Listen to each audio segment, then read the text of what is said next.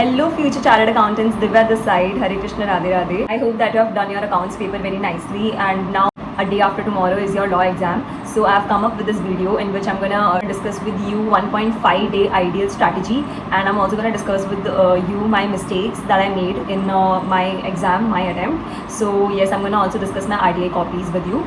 So yeah, basically I'll discuss all the mistakes that I've made.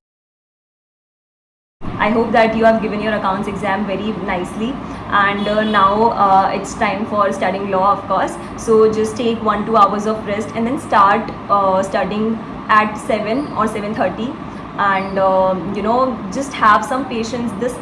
These are the days when you have to put your all the efforts, and trust me, the efforts put right now will never disappoint you. So definitely just wash your face, take a nap, and then come back to studies, because these are the days where you can put everything and get everything. So yeah, first let's discuss the 1.5 day strategy. What should be the ideal strategy? So basically, now that I've come from giving your accounts exam and you might be feeling very tired, so considering that, you should do small chapters today, which doesn't take much of your efforts. You should try doing chapter number 1. Chapter number 1 is basically about definitions, and also you can just check that out and consider doing the definitions, because they can ask you that definitions in the MCQ part. So yeah, chapter number 1 you can do. Chapter number 6, chapter number 5, acceptance of deposit. Chapter number 6, registration could be done today, and chapter number 8, dividend. And you can also do chapter number 11 along with these 4 chapters, because 11th chapter is not very hard and it's short also. So consider doing that, and this is enough for today, because as you might be feeling very tired after giving your exam, so it's completely understandable. So if you do this 5 chapter, you have hit a very good milestone today itself. Okay, and then tomorrow you're gonna do all the other chapters. Not all, of course, you can't do all the chapters tomorrow itself. So you will be remaining with 2-3 chapters for the other day as well. So I would recommend to do chapters like this. You can do the whole other law wala section parso. So basically you can do FEMA and this GCA and IOS a day after tomorrow. So this is how an ideal strategy would look like. When I'm saying that the 3 chapters of other laws that you're going to do a day after tomorrow, you have to do them before 11, so that after 11 you can just watch out 1-2 RTPs, MTPs, and solve 1 or 2 questions by looking at them, not definitely by writing. So yeah, that could be considered. Okay, so this is how 1.5 day strategy looks like. Now let's discuss my RTI copies and my huge mistakes. So here you can see that you can see my scoreboard in which my marks as per the particular questions have been given. Now out of 70 in theory part, I scored 37, and rest is MCQs, which is 28 marks I got in my MCQs out of 30. So yeah, so let's discuss the paper. First is introduction page, nothing much. Then we have the first question which I attempted is answer 2A.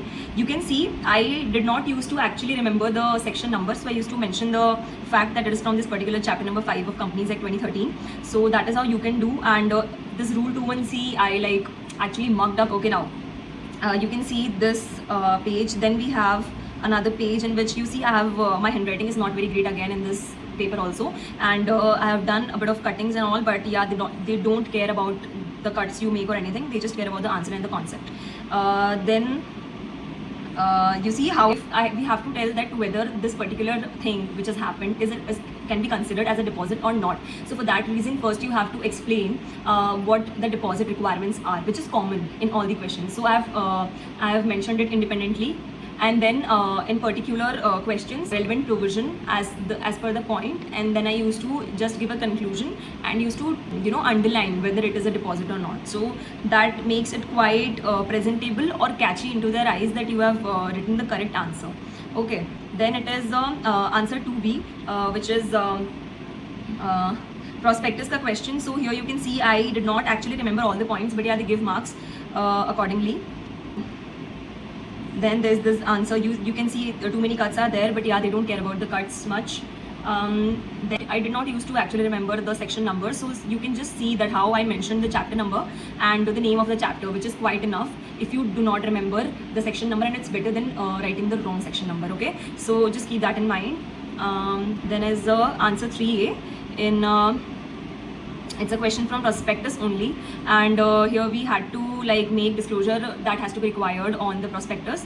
Then answer 3B, it is from registration of charges, and you know people also overlook small chapters. You see the power of small chapters. Registration of charges has been asked for 15 marks, which is great number. So if you have read it perfectly, would have scored 15 marks. Like 15 marks was just in your hands. Answer 3C in that interpretation of statutes. Now this question was basically like iOS and GCA are the chapters which students really want to like skip and do not want to try them because they have very technical words. But what I did was I just watched Shivam Singhal sir ka both the videos on these chapters, and yeah, that's enough. Like mostly if anything was asked in the exam was from the video only, because this chapter has limited questions. We have answer 5A. This question was from NFRA, and I did not actually remember all the concepts or maybe the all proper definitions or something, but I wrote as much as I could remember that time. So yeah, they have given me marks in this question. So this is again the power of attempting all the questions, because sometimes you think that you don't know the answer, but when you write it, it turns out to be correct. Answer 5B, which was the LLP ka question.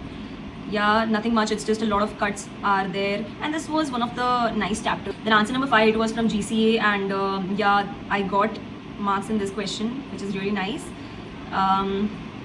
This question was tricky to some students who didn't had studied this particular chapter, but this is a bonus chapter.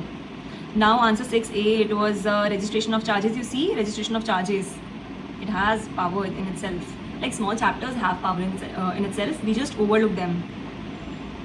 Then 6B, it is company incorporated outside India. This chapter was really nice also. Then 6C is foreign exchange. FEMA ka question. FEMA is one of the nicest chapter. You should do it for sure.